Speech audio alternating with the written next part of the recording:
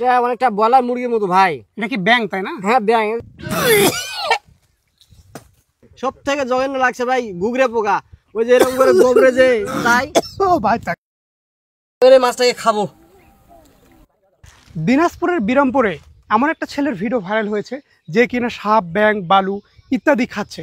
কেন খাচ্ছে আজকে আমরা সেই বিষয়টা জানবো। আর এখানে কিন্তু ওর ভিডিও শুটিং করতেছে, দেখেন এখানে কতগুলো লোক জমা হয়েছে তার ভিডিওগুলো দেখার জন্য। আর এটা একটা অদ্ভুত ধরনের ভিডিও সে করে, এবং কেন সে এই ভিডিও করছে সেটা সম্পর্কে আমরা একটা ধারণা নিব। ভাই আসসালামু আলাইকুম। ওয়ালাইকুম আসসালাম ভাই। কি অবস্থা, ভালো আছেন? আলহামদুলিল্লাহ ভাই ভালো। নাম কি আপনার? আমার নাম মোহাম্মদ আশিদুল ইসলাম। আচ্ছা, আমি কিন্তু আপনার ভিডিও দেখে আসছি। তো আসলে আপনার জীবনের মূল ঘটনাটিকে বা আপনি এগুলো কেন খাচ্ছেন? ভাই আমি মানে 2016 সালে বিয়ে করি। বিয়ে করে এক পর্যায়ে আমার সম্পূর্ণ সব কিছু ছিল। 2022 সালে আসে আমার স্ত্রী মানে বনিবদ্ধ না হওয়ার কারণে সে আমার নামে একটা মামলা করে। তখন মামলা করার পর আমি পালে বেড়াই, মানে বাড়িতে যাইতে পারি না, কোনো কিছু ছিল না। তখন আমি কি করবো, মানুষের কাছে চাইতে পারি না, যুবক ছেলে। তখন আমি মাঠে ঘাটে থাকি, এমন অবস্থায় ক্ষুধার জ্বালায় মানে সাপ, ব্যাঙ, পোকামাকড় সব কিছুই খাইছি।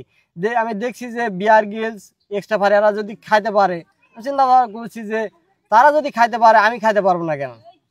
আমি ক্ষুধার জ্বালায় তাদের একটা অনুসরণ করে খাইছি। তবে আমি এখন দেখাচ্ছি যে আমার দ্বারাই মানুষ যদি আমার মতো কারো যদি কোনোদিন কাহিনী হয়, তারা এভাবে খেয়ে বেঁচে থাকতে পারবে। এই ব্যাপার তাহলে। হ্যাঁ। যে এখানে এটা কি নড়তেছে? এটা একটা ব্যাঙ। এটা একটা ব্যাং? হ্যাঁ, এটা একটা ব্যাঙ। আচ্ছা আচ্ছা, এই ব্যাংটা কোথা থেকে ধরছেন?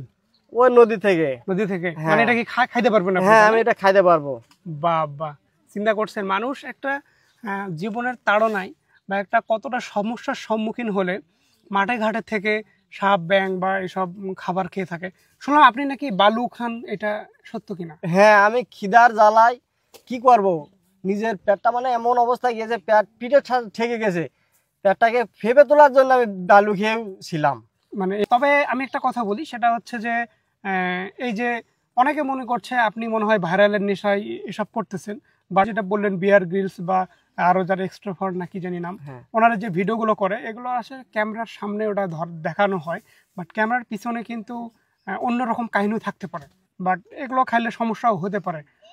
আমি মনে করব যে আপনি এগুলো না খাইলেই মনে হয় খুব ভালো হয়। না, আমি মূলত আমি যেহেতু এর আগেও জীবনে অনেক এক খেয়ে দেখাইছি, আমার কোনো সমস্যা হয় নাই।